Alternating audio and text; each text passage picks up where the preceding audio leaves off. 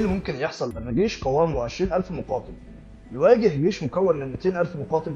طيب وإيه اللي ممكن يحصل لما قائد يلبس كفنه قبل المعركة؟ يحصل لما إمبراطور روما يقع أسير؟ النهارده احنا مش هنتكلم عن مجرد معركة، احنا النهارده هنتكلم عن اليوم اللي اتولد فيه عالم من جديد ومات فيه عالم تاني، اليوم اللي الدنيا اتغيرت فيه للأبد، يوم بلس كونت في تاريخ البشرية في أيام قليلة، والأيام دي بتكون حاسمة جدا وغيرت شكل التاريخ للأبد. أيام كانت فيها مصاير إمبراطوريات على المحك واترسمت فيها خرائط العالم من جديد.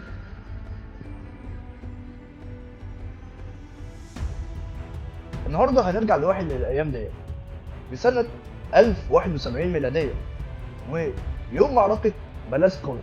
عايز أقول لك إن دي ما كانتش مجرد معركة ولا كانت مجرد صراع، دي قصة صراع ما بين إمبراطوريتين عظيمتين، الإمبراطورية البيزنطية ورثة روما، والدولة السلجوقية الدولة الإسلامية الحديثة.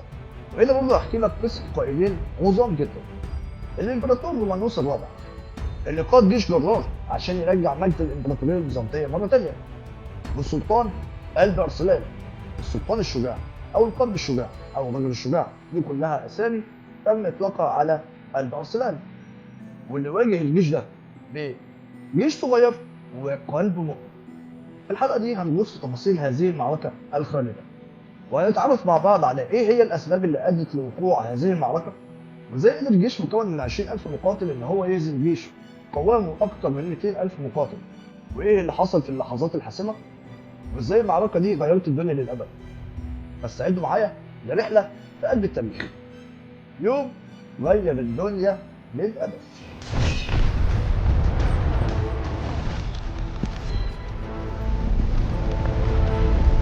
من أسباب معركة بلاس كورد لازم نرجع بالزمن لورا شوية، في نص القرن ال11 لما كانت الإمبراطورية البيزنطية لسه قوة عظمى، بس كانت بتعاني من مشاكل داخلية خطيرة جدا، انقلابات سياسية وصراعات على العرش وجيش ضعيف.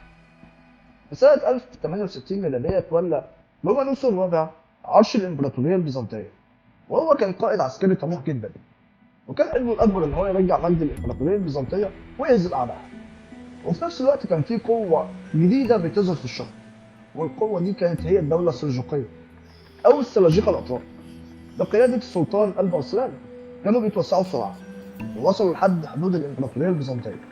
في الأول حاول قلب أرسلان إن هو يتجنب الصراع المباشر مع الدولة البيزنطية أو الإمبراطورية البيزنطية، وكان تركيزه الأساسي على الدولة الفاطمية في مصر. وسنة 1069 وقع معاهدة سلام مع البيزنطيين، بس الإمبراطور رومانوس الرابع كان له رأي تاني واعتبر المعاهدة دي مجرد خدعة، واعتبرها برضه فرصة سهلة عشان يضرب السلاجقة ضربة قاضية وهم مشغولين في الجنوب مع مصر. وفي ربيع سنة 1071 رومانوس أخذ قرار هيقود أكبر جيش بيزنطي في التاريخ علشان يسحق السلاجقة من مرة واحدة وإلى الأبد. وهنا قدر رومانوس إن هو يجمع جيش ضخم قوامه من 200,000 مقاتل من أنحاء أوروبا كلها. في الوقت ده قلب أرسلان كان بيحاصر حلب، ولما وصلته أخبار الجيش البيزنطي الضخم حس بالخطر وحاول مرة تانية إن هو يتفاوض مع رومانوس، وبعت مندوب له لرومانوس الرابع عشان يعرض عليه الصلح مرة تانية. بس رومانوس كان مغرور وعنده ثقة زيادة في نفسه ورفض عرض السلطان قلب أرسلان بقرف، وقال للمبعوث بتاعه والرسول بتاعه إن الصلح ده مش هيتم إلا في مدينة الري عاصمة الدولة السلجوقية نفسها. ولو ما تعرفش فدي تعتبر إهانة كبيرة جدا، لأن هو بشكل غير مباشر بيقول له إن أنا هدخل بلدك وهحاصرك وهحاربك وهنتصر عليك وهخليك توقع معاهدة ذل واستسلام وهتسلمني أراضيك بنفسك. وعايز أقول لك إن دي كانت بمثابة إعلان حرب، وحرب ما فيهاش رجوع. وهنا قلب أرسلان فهم إن مفيش مفر من القتال والعاصفة جاية. رجع قلب أرسلان لجيشه اللي كان مكون من 20,000 مقاتل، وعايزك تتخيل الموقف ده صعب جدا على أي قائد. تخيل الجيش بتاعك 20,000 مقاتل وهتروح تتحارب مع جيش قوامه أكتر من 200,000 مقاتل، بس اللي بيفرق هنا هو القائد، وقلب أرسلان ما كانش قائد عادي. وهنا قلب أرسلان جمع جنوده وقال لهم خطبة للتاريخ، وكانت خطبة قصيرة جدا، وقال لهم إن اللي عايز يحارب معايا ويفضل معايا فيفضل، واللي مش عاوز يحارب وعاوز يمشي، فلا سلطان اليوم إلا لله. وبالكلمتين دول قلب أرسلان حرر الجنود بتوعه من أي سلطان عليهم أو من أي التزام عليهم، فاللي هيفضل بإيمانه وقناعاته، واللي عاوز يمشي ويغادر محدش هيسأله ويقول له أنت ليه مشيت. وفي حركة رمزية هزت قلوب جنوده رمى القوس والنشال ومسك سيفه. ودي رسالة كانت واضحة إنه لا تراجع ولا استسلام، ومفيش هروب وقتال لحد النصر أو الشهادة. وبعدين عمل حركة غريبة جدا وبيعتبرها المؤرخين إن هي حركة أسطورية، لما لبس الكفن الأبيض وهو في وسط جنوده، وكأنه بيقول لهم إن هو مستعد إن هو يكون أول المستشهدين في سبيل الله. القائد مستعد يموت. الجيش كله تأثر وعملوا زيه، والجيش الصغير ده اتحول لقوة إيمانية رهيبة جدا. وفي الوقت ده كان في فقيه اسمه الفقيه أبو نصر البخاري، وهنا قلب أرسلان أخذ رأيه في التوقيت المناسب للمعركة. بناء عليه اقترح عليه الفقيه أبو نصر البخاري إن يكون التوقيت المناسب للمعركة ديت يكون يوم الجمعة. والفقيه أبو نصر البخاري اختار يوم الجمعة علشان يوم الجمعة ده بيكون فيه صلاة الجمعة والمسلمين كلهم متجمعين في الصلاة. وقال قلب أرسلان إن كل المسلمين في صلاة الجمعة هيدعوا له وهيدعوا للجيش بتاعه بالنصر. وفي اليوم ده قلب أرسلان صلى صلاة الجمعة بالجيش بتاعه، وكان هو الإمام. وهو بيصلي كان بيبكي في خشوع، والناس بكت لبكاء القائد بتاعه. وفي لحظة خشوع وتواضع كبير جدا من قلب أرسلان نزل من على حصانه ويمرغ وشه في التراب ودعا ربنا بالنصر. كانت كل حاجة جاهزة زي ما قلت لك، دي ما كانتش مجرد معركة. وبالحركات اللي عملها قلب أرسلان اتحول من مجرد معركة لأن بقت صنع لها قدسية. والجيش بتاعه ما كانش مجرد جيش مكون من شوية جنود، لا، ده كان جيش مكون من شوية مؤمنين عندهم هدف وعاوزين يوصلوا له.